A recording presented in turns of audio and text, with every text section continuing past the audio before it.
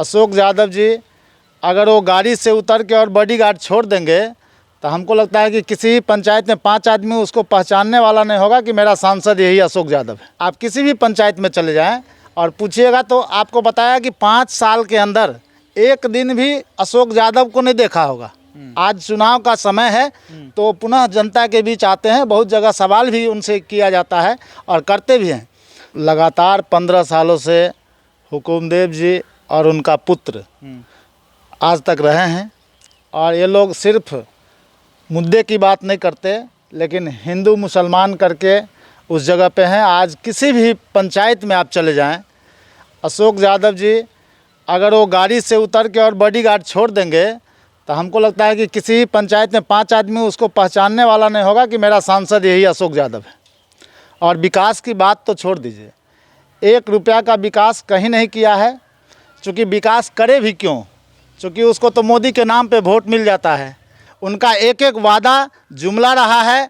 चाहे वो उस समय बोल रहे थे कि ये लालू यादव और राहुल गांधी का स्विट्ज़रलैंड के स्विस बैंक में पैसा जमा है और हम सरकार में आएंगे और वहाँ से पैसा लाएंगे और सब पूरे देशवासियों को इतना पैसा है कि 15-15 लाख रुपए हम खाता पे दे देंगे।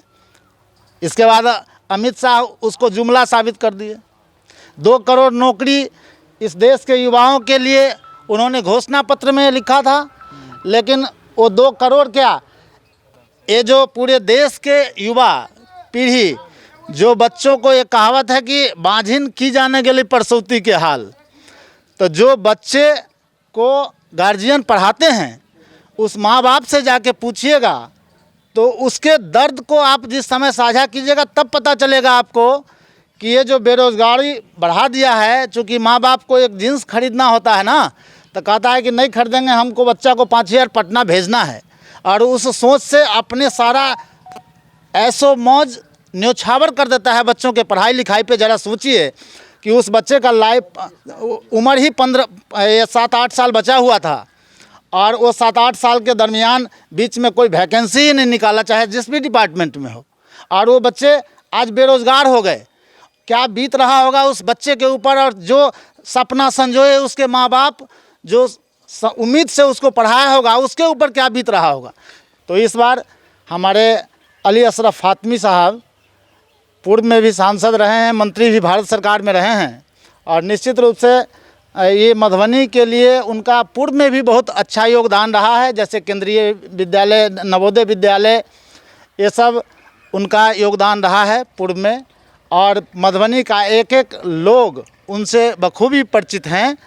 और निश्चित रूप से यहाँ से हम अपने पंचायत की बात करते हैं और हरलाखी की बात करते हैं, यहाँ से भारी मतों से उनको विजयी बना के भेजेंगे। आप खुद ही अपने बातों में ये चीज़ कह रहे थे कि मोदी जी के प्रभाव के कारण, मोदी जी के नाम पे वोट लेकर अशोक यादव चले जाते हैं।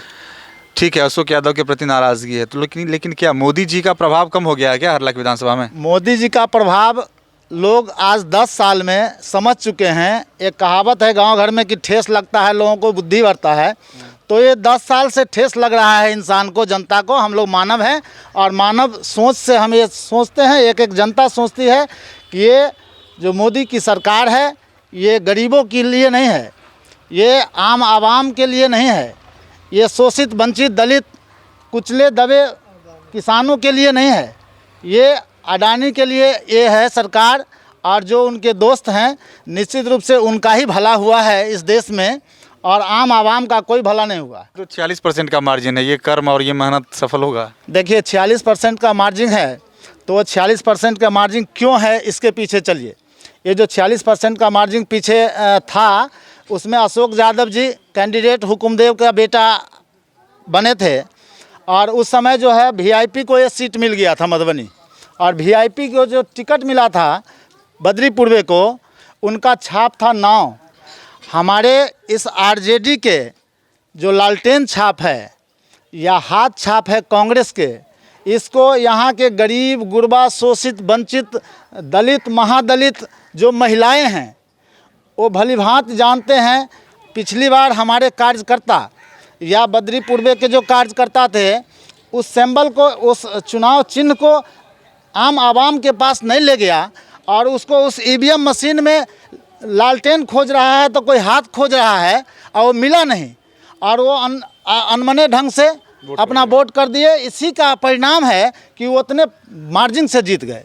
अब बेनीपट्टी में झोला प्रिंटिंग की फैक्ट्री, जहां कम खर्च में क्वालिटी वाले झोले बनाए जाते हैं। EMI पर भी यहां से माल ऑन टाइम डिलीवरी ले जा सकते हैं। साथ ही लड़की की शादी में यहां मिलता है मुफ्त में झोला। तो आज ही संपर्क करें श्याम एंटरप्राइजेज, बेनीपट्टी, बेटा बाजार, नियर ग्रामीण बैंक।